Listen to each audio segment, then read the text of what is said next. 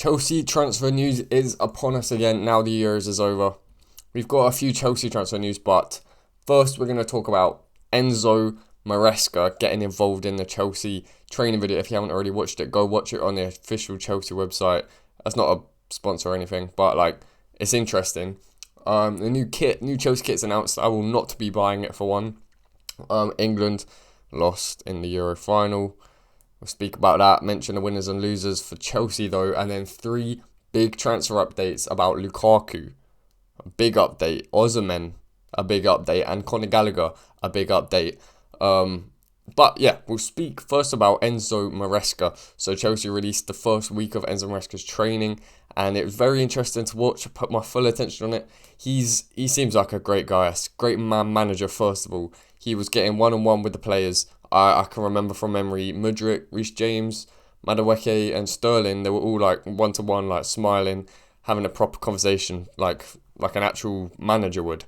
I don't remember seeing many of them under Pochettino or especially Graham Potter.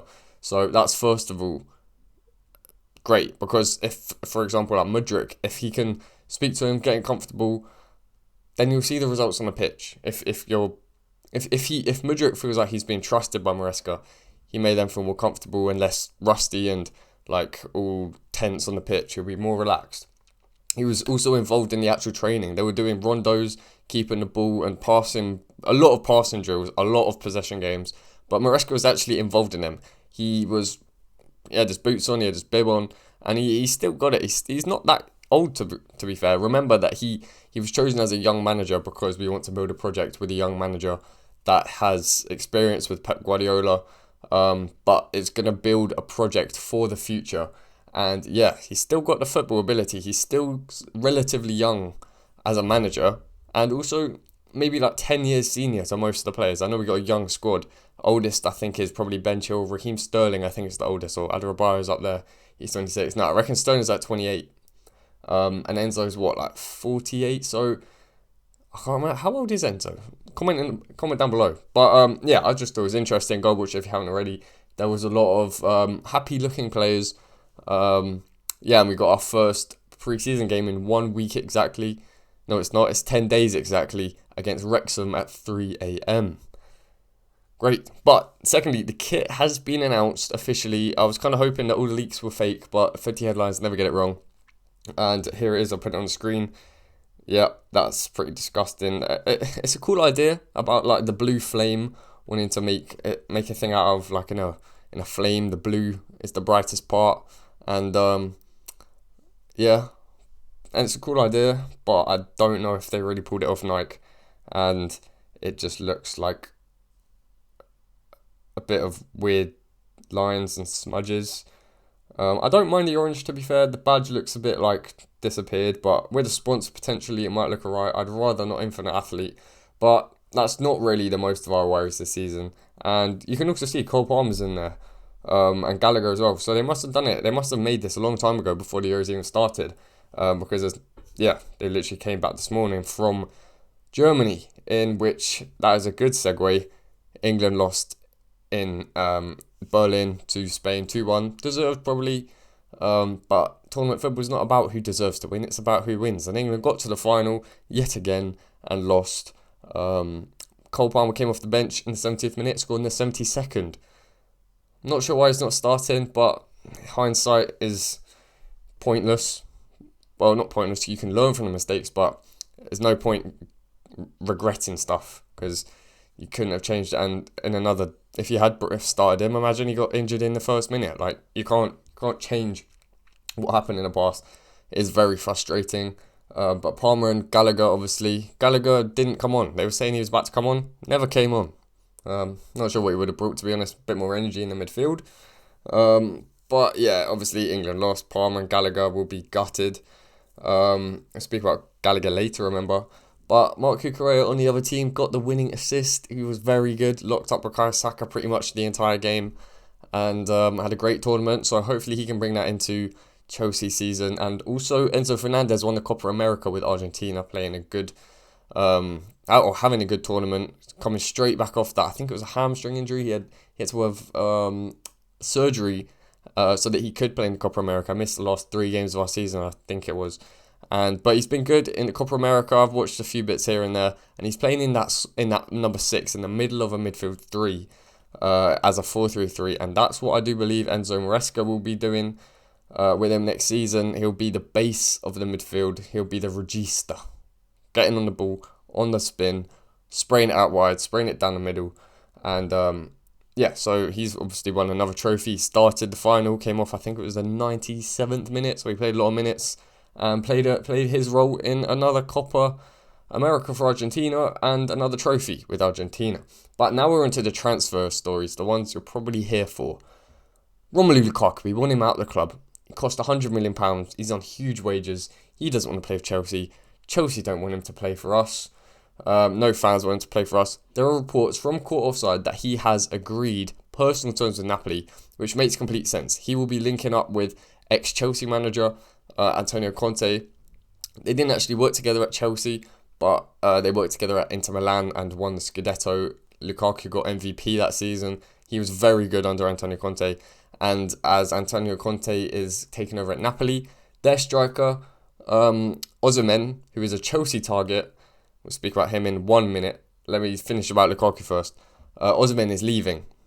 We'll speak about Osimhen in a second, but they need a new striker, and Conte wants Lukaku. Lukaku will 100% take Napoli, a good Italian club, back in Italy where he's played his best football under the best manager he's played under to get the best out of him, Antonio Conte.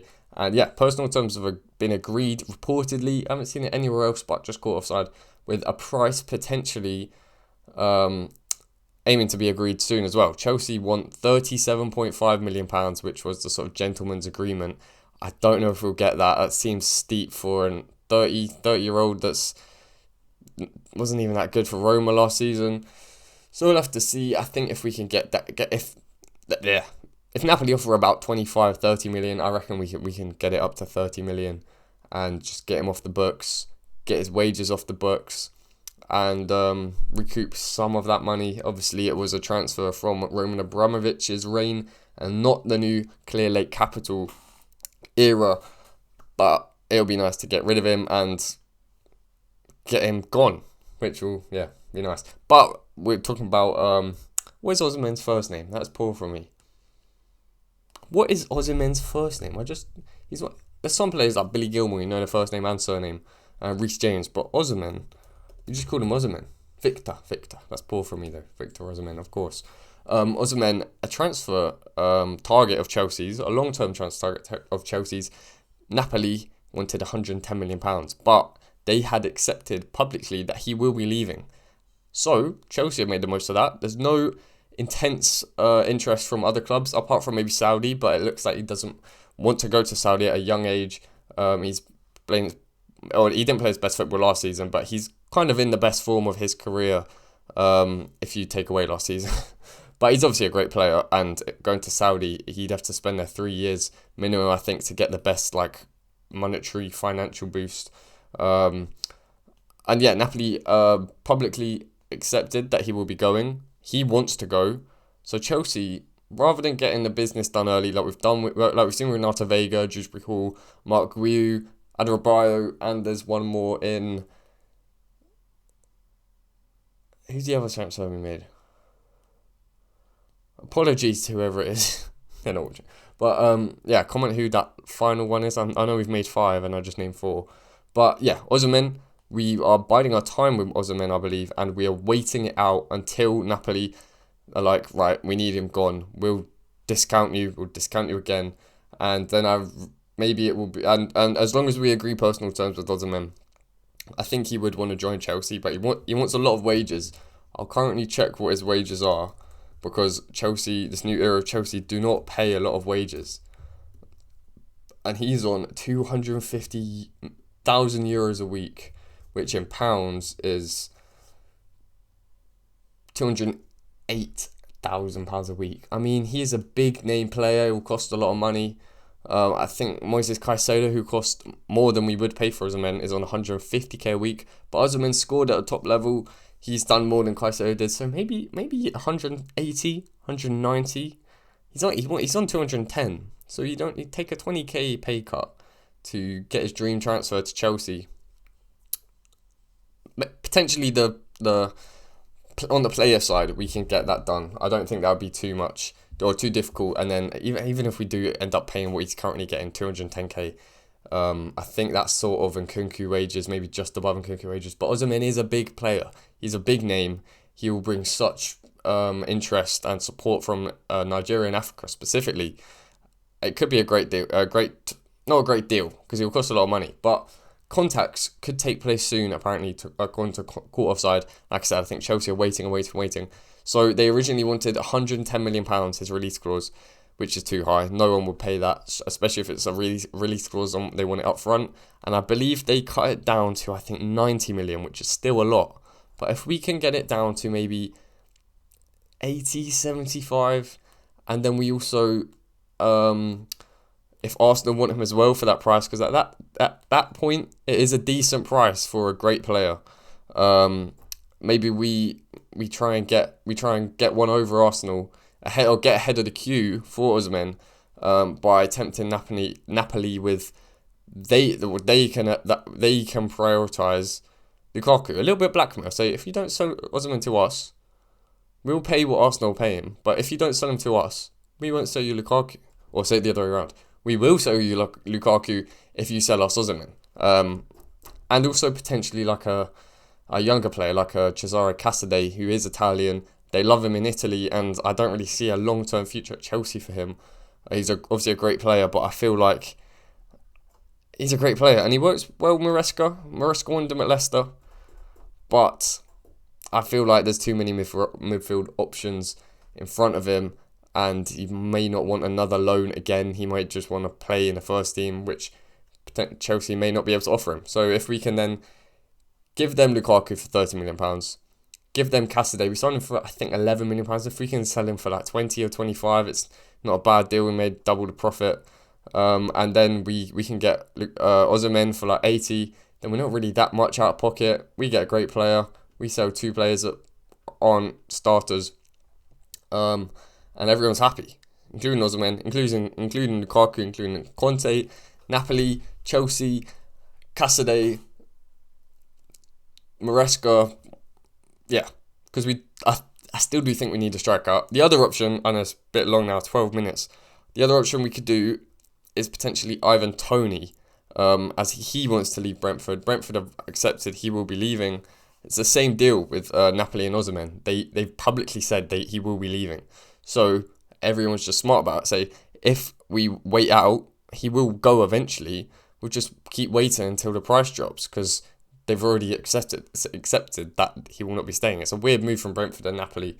They're not really selling their player, are they? But I guess they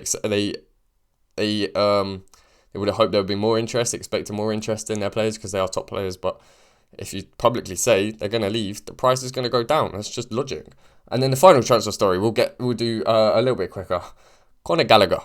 He obviously went to England, or went to Germany to play with England. Didn't play that much in the end.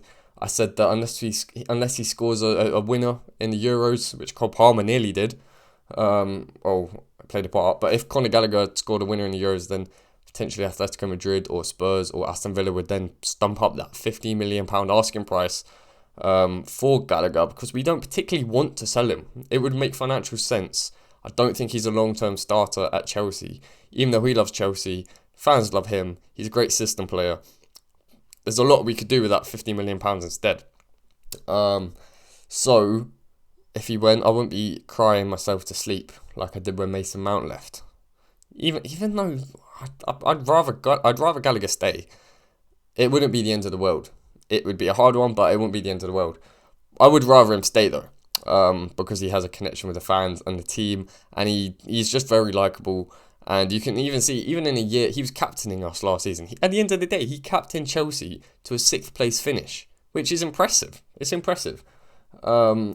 Yes, and Chelsea and the sporting directors are potentially leaning into the idea that none of those clubs will stump up the money that we're asking. He's got 1 year left in his contract, and he wants to stay. There's no way he would be the one that wants to leave. And Chelsea, the sporting directors, Paul Stanley and Lawrence Stewart, are thinking about, or have already created or started, discussions for a new deal for Gallagher. I think you maybe give him a little bit of a pay rise. He's not going to be asking for stupid money. I think he's on decent money. A little bit of live research again. Don't go. He's on 50k a week. Yeah, he probably does want more than that. He probably want. See, Caicedo's on 150. I said Enzo's on about 130. He probably wants 100, maybe 110. I think he deserves that. And the owners, or not owners, but the ones running the club are apparently leaning into the idea of offering him a new contract, and that comes to as good news to most Chelsea fans. I reckon. He obviously loves the club, like I said, and it will be a welcome boost for him to extend his contract and end all of this transfer saga, because it doesn't really make sense that the Sky Sports and all the transfer gurus are lapping it up, because it doesn't really make sense for the Chelsea temporary captain who was very important for us, scored a lot of important goals last season, captained us in a turbulent season into a 6th place finish in the end, which seen as a sort of success. Why would we then be willing to sell him? It doesn't make too much sense to the outsiders. And it would be nice to just get this transfer saga over and done with. But that is 16 minutes, and we'll get this video over and done with. Thank you very much, and thank you very much for watching. If you're still here, I did a video yesterday about Desiree Doué, not yesterday, 2 days ago, a young winger that I'd never heard of. Chelsea are linked with him, Bayern Munich, Spurs, Arsenal, and I wanted to look at his highlights, his stats, and his profile of a player. See why Chelsea are interested. See why all these teams are interested. And yeah, thank you for very much for the support on that. Go and watch it now if you haven't already. It's a great watch. He's a great player to watch, and you can see his highlights and see them with me. So thank you very much for watching. I'll put it on the screen now. Go and watch that right now, and then watch the Dewsbury Hall, the Mark Guiu, and I think I did one more reaction on Renato Vega. Go watch all of them. Do a little binge session. Okay. Thank you very much. Thank you very much for watching. See you tomorrow, hopefully. Goodbye.